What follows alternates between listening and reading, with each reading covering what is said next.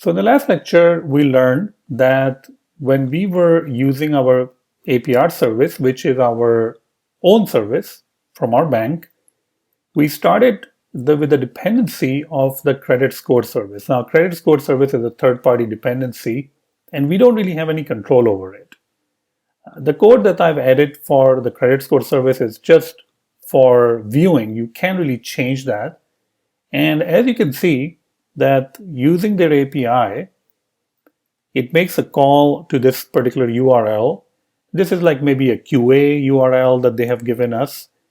And, this can actually change, meaning that right now you're passing a particular social security number and it returns you something, but that's a networking call.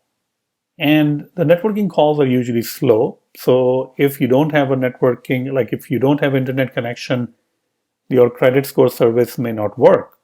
But this is not really an integration test. You're writing a unit test for your APR service.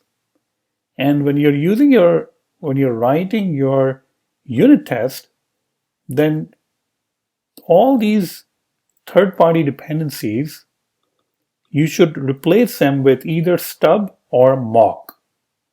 This means that you should never be calling credit score service using their actual implementation, because it depends on networking or Wi-Fi connection. Maybe that is down. Maybe they will completely wipe out the service with different social security numbers. So I know that right now you're sending this particular social security number and it works, but maybe the credit score service people, they might update and now you don't have that social security number. Okay. And there's also a possibility that the credit score service, since it's a third-party service, is observed by someone else also. So someone can also make some changes to it, making it difficult to test because now it's changing all the time. So how do we solve this problem? Well, one of the ways that we solve this problem is by using stubs or mocks. And stubs and mocks are quite different. Stubs are basically used to get the data into your application, while mocks can be used to send the data outside. Now, in this particular case, what we want to do is we want to stub the credit score service so that when this particular function is fired, this one, then it will return some hard-coded values for the credit score. So we can actually write whatever we want on our stub. And we will also be creating a mock later on. So should we call it a stub? Should we call it a mock? What I usually do is when there is a situation where I have to call it like a stub or a mock or both, it can act as both, then I usually end up calling it a mock. But right now, the problem is that we have this credit score service. In order to create a stub or a mock, we will have to provide our own implementation, or else we will again be sending the credit score service, which we don't want. So one of the ways that we can do that is by creating a protocol. And we can create a protocol. We can call it Credit Score Service Protocol. And in that protocol, I can go ahead and I'm not going to change the code, which is for the credit score service. I'm just adding a new protocol. Okay. And what I want is the credit score service to conform to this protocol now, which we can actually do by using extension. So I can say credit score service and credit score service protocol. See that? And now since we have created this credit score service protocol, this gives us the opportunity to add our dummy mocks. So I'm going to go over here and I'm going to add a new file. So file is fine. And I'll call it mock credit score service. Okay, so now we have the mock credit score service. I'm just going to go ahead and also create a struct mock credit score service. And the important point over here is that this is going to be using the credit. Let's see actually over here. Why is it not coming up? Okay, probably I have to use testable import, but let me see where I created that. Okay, so I created this over here, right? So I'll go ahead and do testable import. Testable import. There we go. And now I can create that. So I can say mock credit score service, which is going to be using the credit score service protocol. This means that I need to provide an implementation for get credit score. And now you can see that I have provided this kind of like a fake implementation, a mocked implementation, but it's basically a fake. And it does have the same function, get credit score, which is very similar to the real credit score service function, which is called get credit score. But now it's up to us to define or to return anything that we want. Okay? And that makes it nicer because I can go over here and I can say switch SSN. And if the SSN is 1, 2, 3, 4, 5, 6, 7, 8, 9, I'm just hard coding these things. This can be considered a good credit score. And we can return something over here. Now, I'm just going to hard code things. So I'm just going to return this. Okay. What about the bad credit score? Well, we can also have bad credit score. And for bad credit score, I'm just going to return like whatever, 550 or something. 550.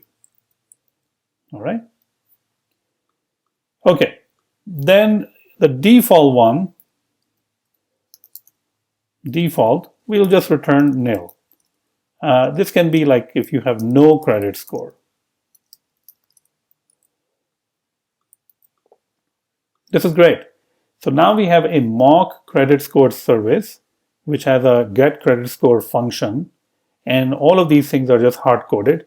The reason that we are hard coding all of these things is that we can use them as a stub.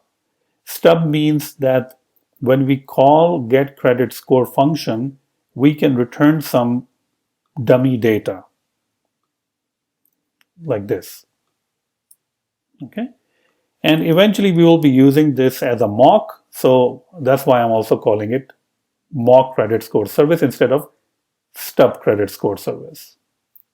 And we'll be talking about a little bit more about the differences of mock and stub. But right now, you can simply think of this mock credit score service as a service that when you call the get credit score, it just returns you some fake data.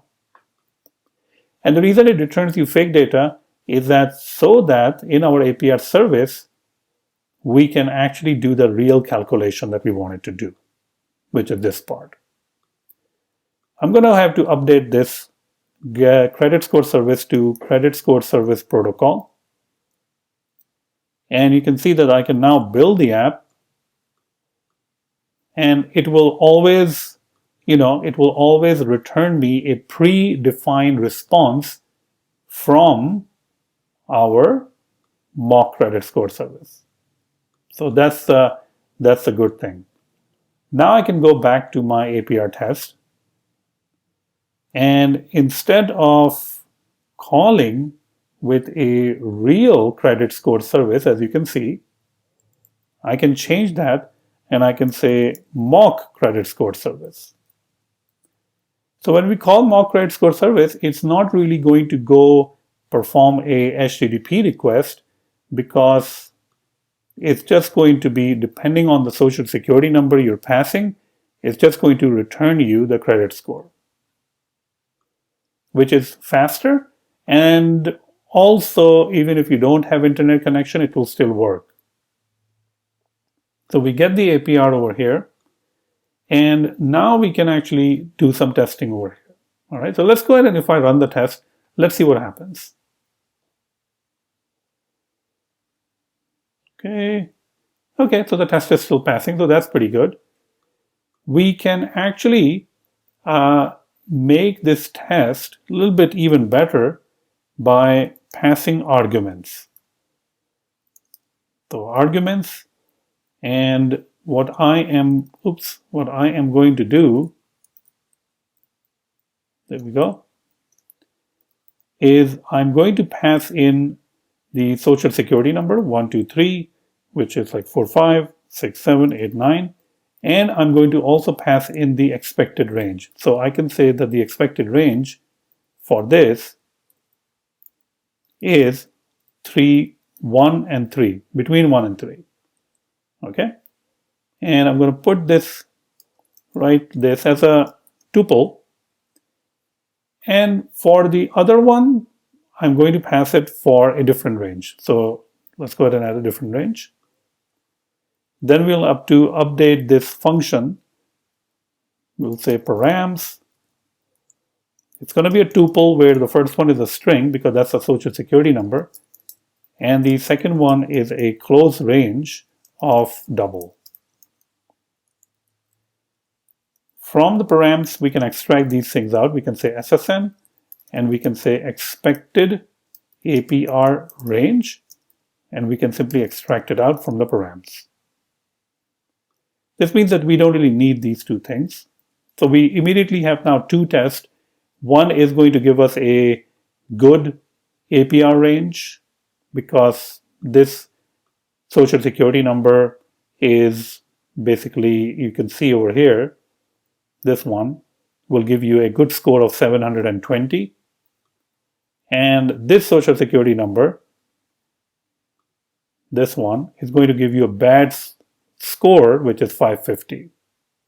And based on that, we will be able to calculate or get the APR. But the credit score is mocked. So it's not going to go and perform a networking call and any of that stuff. So that's kind of good. And now you can see the test is fast, and we were able to simply test the logic of get APR. And this call that the APR service, actually if you see over here, this one, this was just coming in the way for us, right? CreditScoreService.getCreditScore, this was coming in our way when we were trying to run our own formula to find the APR. But we needed to make that call because there's a dependency. The credit score, we need credit scores so that we can give you the APR. So instead of calling the real credit score service, which may cost some money, which is networking, so it's not going to be available when your networking is down, it's slow, it can change anytime in the future. You know, maybe other people are doing something and they remove something and now it doesn't work for you. We mocked it out, or we stubbed it out basically. This means that whenever we call get credit score, it always ends up calling our own service, which returns some hard-coded responses so that we can test this logic, the APR service logic. Okay? So that is called stubbing. And in stub, or when you create a stub, or when you use a stub, what happens is that the data comes into your app. And that's what's going on. Over here, the data is coming into your app. This fake data is coming into your app. Some fake responses. All right. Now, the other test that we want to write, and we will write that in the next lecture, is the APR calculation will fail when Social Security does not really have any credit score. So this will be probably this case where you have a Social Security number. The Social Security number might be valid, that's fine, but it will not really have any credit score associated with that. So we won't be able to give you any APR. Okay? So that is what we're going to do in the next lecture.